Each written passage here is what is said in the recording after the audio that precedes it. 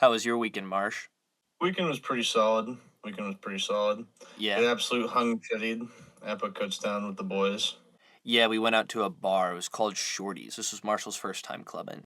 Very jam packed, very loud music. Yeah. Bartenders are kind of hard to get the attention of. I mean, I don't blame them though. They're serving fucking how many people drinks a night. I can't even imagine what it's They like just being a kind of go down bartender. a line. Yeah. Could you imagine trying to do that? Like every day? I mean, hell, dude, you'd fucking have either the immunity to carpal tunnel or you would have carpal tunnel. One of the two. 9 out of 10 bartenders have carpal tunnel. That's been a proven statistic. Oh, really? No, Never I'm knew just that. BSing. Well, Marshall was dressed up as, what's the character's name? Oh, Alan. He was Alan from The Hangover. Yeah. If any of you have seen The Hangover, you know exactly who Alan is. And Lucas was dressed as Steve from Blue's Clues, the original one. Yes, sir. I even had my notebook with me, but I did not bring it to the bars because I did not feel like losing it. But a lot of people were asking me for it the other night. They were like, "Where's your notebook?" I said, "Listen." Yeah. No, I can imagine it, dude. Could you imagine if I got like a girl's number on the notebook? That would have been wild. I would have dapped you up for that. Bro, the opportunity's there. The opportunity still is there. No, what would you rate your experience, Marsh? What I would rate my experience for the first time ever going out, like, quote unquote, clubbing. Yeah. I'd give it an 8 out of 10. Only complaint I really had was, like, yes, was I a little too fucking drunk? A little bit hammered. But, like, I was still able to fluently speak without slurring my words. That's true. I was able to walk in a straight line, and they're like, yeah, you're not coming back in. Yeah. Even though I simply went outside to talk with Ryan a little bit of a because he breather. looked like he looked like he needed one, so I wanted to be there for him. Dude, our friend Ryan was dead. He was dressed up as Deadpool. Dude was not having it that night. I don't know what was going on. I think he put in all his energy to the pregame, and then he was just gone at the party. Yeah, because he was on a mean yap sesh before we left, and then fucking the second we got like probably 20 minutes, you could already tell he was burning. Oh yeah, the life was drained from his eyes. You can just tell. Last week, when we were talking, 2 weeks ago actually, when we were reviewing Akiru, Marshall admitted that he didn't see the movie. So as punishment, we posted a poll on our social media, asked what Marshall should review. What did you review, Marsh? I ended up reviewing the worst of the options in the Talk to a podcast. Oh no, you actually watched it? I didn't think you were gonna actually watch it, dude. An hour and 19 minutes of my life. You sat through it? Bro, you were waiting for me to because I watched the movie right before recording this because it's been a busy week. You're telling me that's what you were doing right before we recorded? Yep. This is probably the dumbest fucking podcast I've ever seen in my life. All right, so the episode that I watched, I believe it was the newest episodes with Josh Richards. Previously, he was mostly a TikTok influencer. The most important he profession. Runs a podcast with Dave Portnoy and Brianna fucking Fry or something like that. Dave Portnoy is the owner of Barstool. I'm sure many of you have heard of Barstool. Oh, yeah, that's right. God, was this episode fucking terrible. There was a Lunchley reference. I fucking wanted to throw my fucking phone. Thank God. People will be wanting to listen to that a year from now. It's got longevity. It's got legs on it for sure. Yeah, sure it does. Fucking Hawk to us, but the Tony Hawk to I ain't talking to you. Fucking oh my God. What even are you saying right now? That's like a children's nursery rhyme, like 21st century. Exactly. Nursery rhyme. It's that bad, dude. You should see the comment sections. They're even worse. Well, what's the point of it? Like they talk. What happens? The point of the podcast is simply just to talk to like. I see what you did there. I see what you did there. Clever. Personally, what I would recommend to do with this podcast is to block the channel on any aspect that you can and just steer clear of it. On radio. If you want to melt your mind for an hour and 19 minutes and just hear absolute nonsense, go ahead, turn it on. Yeah, As a sane individual, I do not recommend it. I'm not about to pull up the Talk to a Sirius XM channel, that's for sure. But how much would they... I'd throw a fit. How much would they have to spend to have you on the podcast? Personally, I would have to say somewhere in the ballpark of $500K. 500K? A flight out and a flight back. What if they did $498K? Do I still get the flight out and the flight back? You get the flight out. You have to cover the flight back. Okay, do I have a hotel while I'm there paid for? I mean, yeah, $498K. I think you can cover it with that money. Well, yeah, but I'm not getting the money until I'm done the podcast. So what Ooh, am I wait a getting when minute. I get to LA? That's true. You do have a point. Now, is this worth it? Are you dipping into your savings for Talk Tua? Fuck no. Anyway, so Toy Story. Yeah. Let's actually bring up the movie of the week that we are reviewing, which is Toy Story 3. Toy Story 3. What did you think of it? Dude, I have not watched this movie It's since I watched it in so theaters as a long, kid. dude.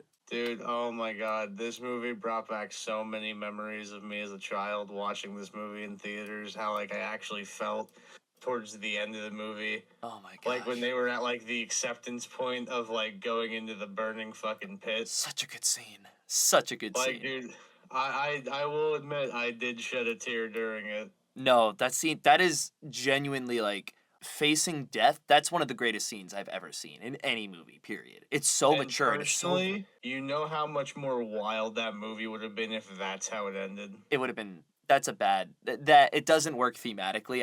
I see the point, but like the story is not built up to support that sort of ending. I mean, true, but like, imagine just like seeing your childhood like characters. That's how they receive their final fate is just a fucking burned to ash. It's bold. It's bold for sure.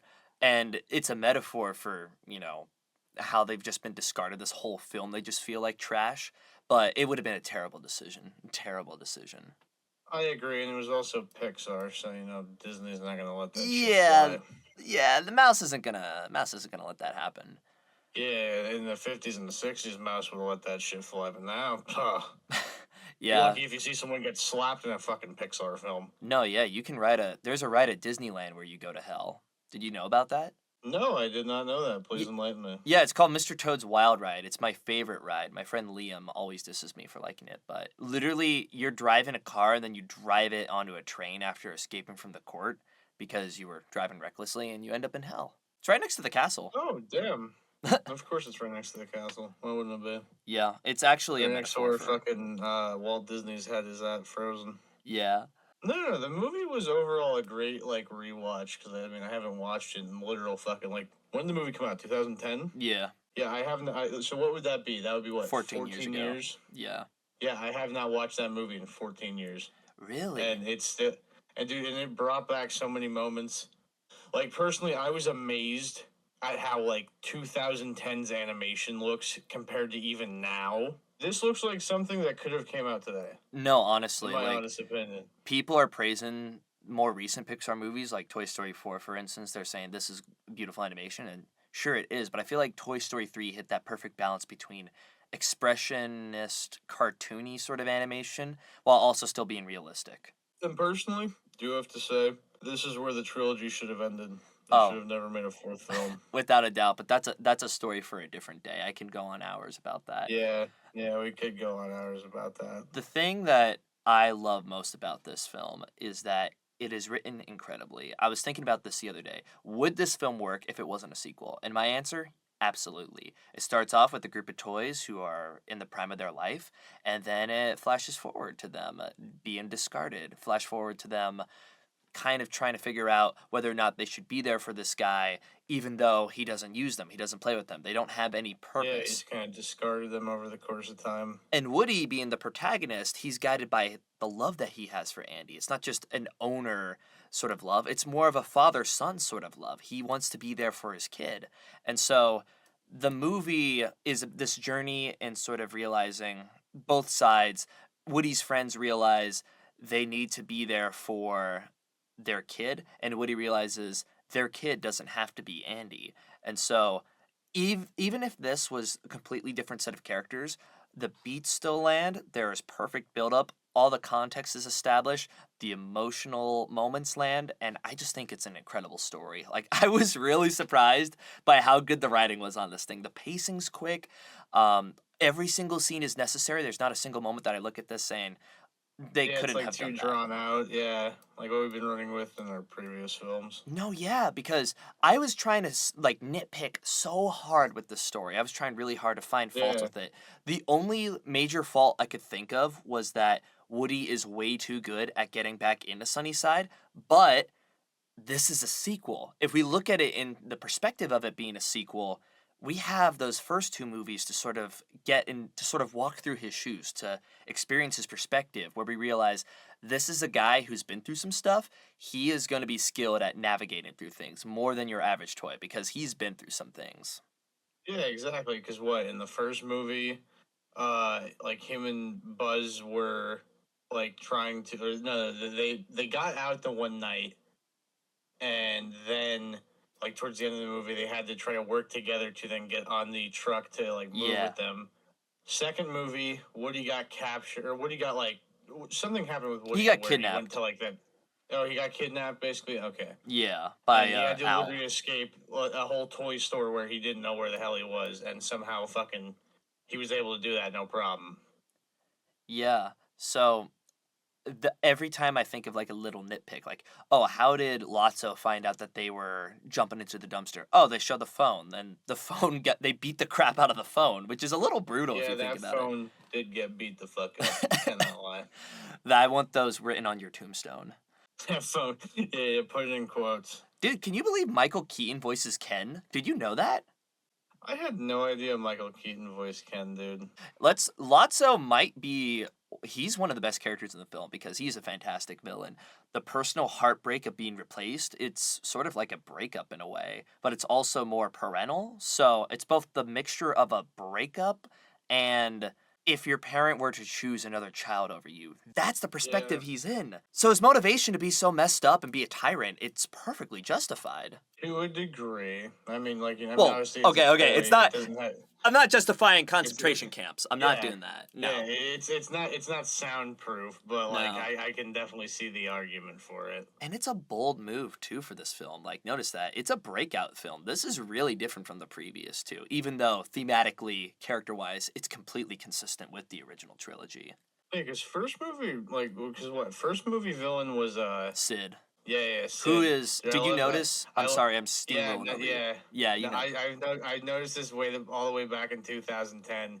I noticed this shirt and I was like, whoa, mind blowing. Sid technically saves them at the end if you think about it. He's the one who gets them back home to Andy. Isn't that look at that redemption arc.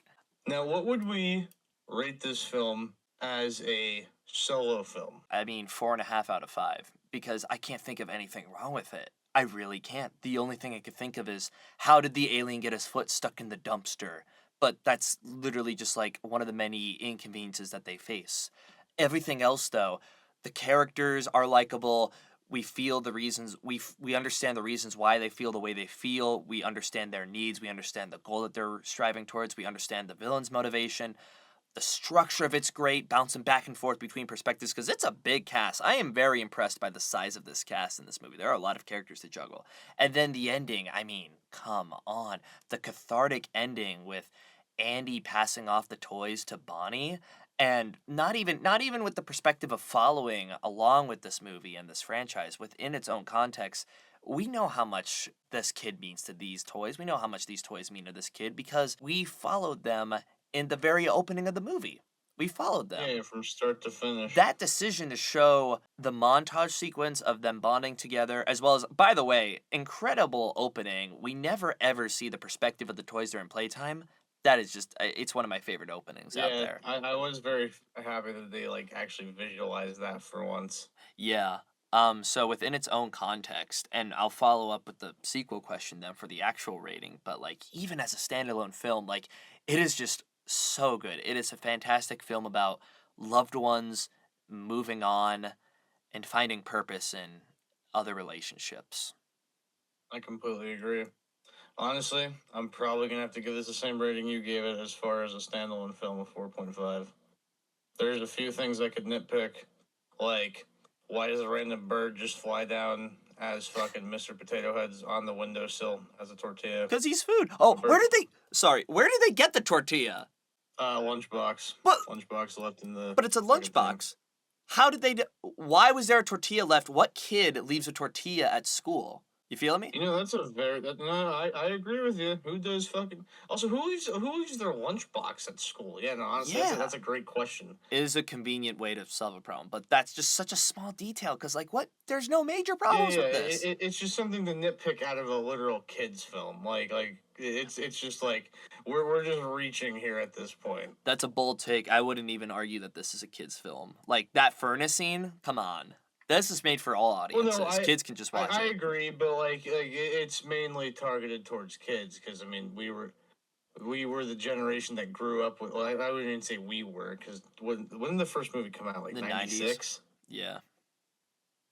Yeah, so 95. like I mean, technically, we weren't even truly like the generation to like grow up with this film, but we still watched all of them and grew up with it all the same until 2010, Yeah. and then 2019 happened, and we just kind of 2019 like brushed. happened.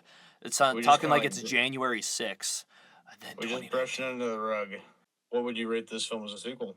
As a sequel and just as a film, I give it a 5. Mm-hmm. I think it is one of the greatest endings to any sort of trilogy I've ever watched. It might even be the greatest ending to a trilogy. This film is a love letter to the franchise. It loves the characters. Everyone is in character.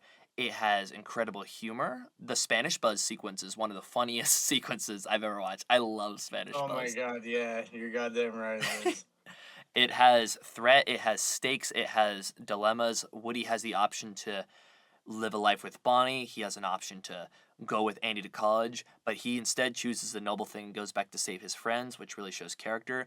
I am very impressed by this trilogy for not repeating the same storyline because you look at Incredibles 2, Bob goes through the exact same arc that he went through in the first movie where he learns to not be I jealous. completely agree, dude. They Exactly. so botched Incredibles too. Uh so like they Woody doesn't go through the same arc he goes through in the first movie. Like that is done. He is developed. He's fully fleshed. When he and Buzz go to save Lotso, he would not have done that in the first movie. He probably wouldn't have even done that if he didn't go through the second movie. We have to go through those adventures for that to be justified. And to me, the noble nature of Woody, sort of how he's flawless in a way, he still has flaws, which is good. He's very like stubborn. He's very anxious. He's a little thick-headed, but the Yeah, flawless definitely. the flawlessness of his character is absolutely justified by the fact that he has grown so much from the previous two movies, which is where this movie benefits as being a sequel film instead of being a original movie. And one last thing I will say about it, just like you did, I was crying watching this. Like I actually like this is one of the very few movies that make me cry because it reminds me of my own childhood. It feels like pieces of my childhood because I can relate with Andy a lot. I used to love playing with my toys. I loved my toys more than anything else. In fact, there were years I went by without really having that many friends. So I feel like the toys and my brother were sort of like those were my friends in essence. So I definitely see myself in Andy as a character, and that's why this film still speaks to me after all these years. Because as a young adult who's transitioning, the timing for it is just perfect. If this came out like a few years after the original, would not have had that impact. But having that detachment between releases, it's not only one of the greatest marketing strategies of all time, it's one of the greatest narrative choices of all time because the narrative is not only within the story, it's within just this as a concept, as a product. Completely agree. Couldn't have said it better myself. I'm not gonna lie. But what do Now, where you would I rate this film Yeah, as a sequel? Oh, I'm gonna sound like a basic bitch here, but I'm giving it a 4.5. that's not There's just basic. like there's just like something about it that I can't give it the 5 for. Probably mostly because like yes, it is a sequel, and honestly, one of my favorite moments in the fucking movie was literally the ending shot Oh, where so you go up and you see the clouds in the sky, yes. and that's how we started in the fucking first movie. It was Yes. like open book, closed book. Oh, it's so good. That to me would just like move the literal mountains as far as like speaking without having a single word going on in it. Visual storytelling, dude. It's wonderful. It's wonderful. There was very like hard things to like as you said to nitpick about the film. Personally, the only thing that I can like truly nitpick, but like how the fuck does Ken get like untied? Mm, Like he's literally restrained on the floor. He can't grab anything. ruin the movie. He's Get not it out of here. like that's the only thing I fucking I noticed, and I'm like, how the hell does he do this? It's like a movie we'll get to later down the line, The Dark Knight Rises. Christian Bale as Batman comes back from the hole that he's in, and like, yes, he's a multi-fucking billionaire, but he has no phone connection. Like, who's he calling to get back into the state?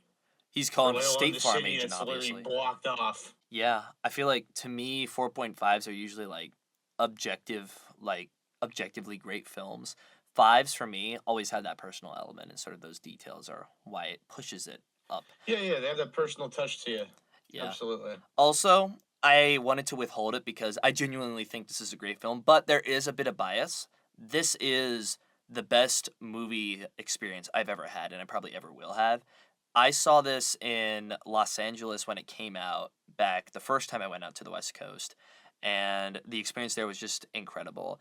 They had a dude. There's this guy at the El Capitan. They keep him in the basement. They like chain him to the wall and stuff. He like rises out of the basement on the stage and plays his organ. He's so cool. And then afterward, they have this sketchy looking parking lot behind the building, but they turned that parking lot into a little carnival. They had playgrounds there, bungee jumping, Ferris wheels. It was unlike dude, that any sounds like a wonderful fucking time, man. dude. It was just imagine that, but you're a kid and you go see a Star Wars movie. Like, imagine if Revenge of the Sith came out and you got to see that at an older age and they had Oh that. my god. Yeah. Dude. Yeah. That is a big reason why this film is a 5. Never mind the fact that I relate incredibly to its content. As far as where this movie goes, first, we have an unfinished question from last week. As you can recall, Marshall and I could not see eye to eye on where Singin' in the Rain should rank.